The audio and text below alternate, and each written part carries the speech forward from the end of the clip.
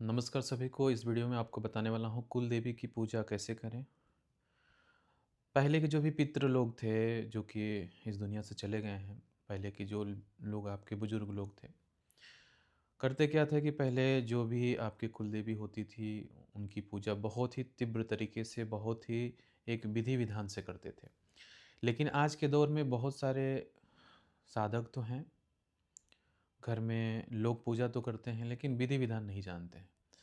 तो कुल देवी की जो पूजा होती है, पहले देखिए होता क्या था कि एक गांव होते थे, गांव में एक विशेष पूजा रखी जाती थी जो कि कुल देवी की पूजा होती थी। हालांकि देवी कोई भी हो, उनके नाम से बहुत ही बड़ा एक भंडारा टाइप का होता था या फिर एक सामूहिक पूजा होता था। लोग पूजा में सम्मिलित होते थे पहले के समय में।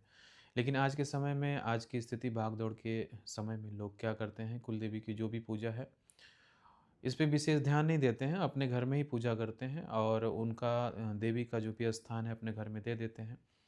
उसके बाद उनको क्या चाहिए, करना क्या चाहिए, उनकी पूजा क्या है, विधि क्या है, इस चीज़ों को नहीं समझते हैं, ना ही समझना चाहते हैं।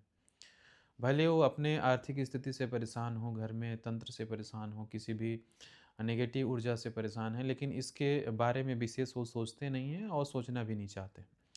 तो होता क्या है कि देखिए, अगर कुल देवी आपकी प्रसन्न है तो आपके ऊपर किसी प्रकार से तंत्र हो या किसी भी प्रकार से कोई भी बंधन हो, उच्चाटन हो, कोई भी आपको अगर हानि पहुंचाना चाहता है तो नहीं कर पाता है, क्योंकि अगर आपकी कुल देवी आपके साथ है तो किसी भी प्रकार से कोई भी समस्या आपको नहीं होगी। तो इस विषय में आपको मैं बताने वाला हूँ कि कुल देवी की पूजा कैसे करें। तो इस पहले आप समझिए कि आपकी कुल देवी है कौन। ठीक है? आपके जो भी हैं, पिताजी हैं, माताजी हैं, उनके भी पिता माताजी हैं, जो भी हैं, उनसे आप पूछिए। अगर वो जीवित हैं तो उनसे पहले से ही आप पूछिए और पूछ के इसको समझिए कि शक्ति हमारी कौन-सी है, कुल देवी कौन-सी है। पूछ कर और उनकी जो पूजा की विधि है उसे आप समझिए। देखिए 2 प्रकार से होता है, कुछ लोग घर में स्थान देते हैं। कुल देवी की स्थान देते हैं, स्थान देने के बाद उस जगह पे पूजा होती है।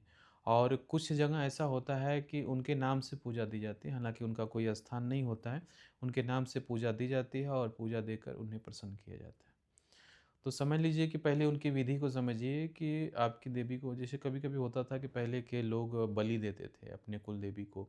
कुछ ऐसी देवियाँ हैं जो कि पहले की प्रथा चलती थी कि उनको बलि जाती थी जैसे जानवरों की। तो बलि देकर उनको एक अवधि होती थी, जैसे कि 1 साल में कोई देता था, कोई 6 साल में, 5 साल में, 7 साल में, ऐसा एक बार वो उनकी एक मन्नत होती थी।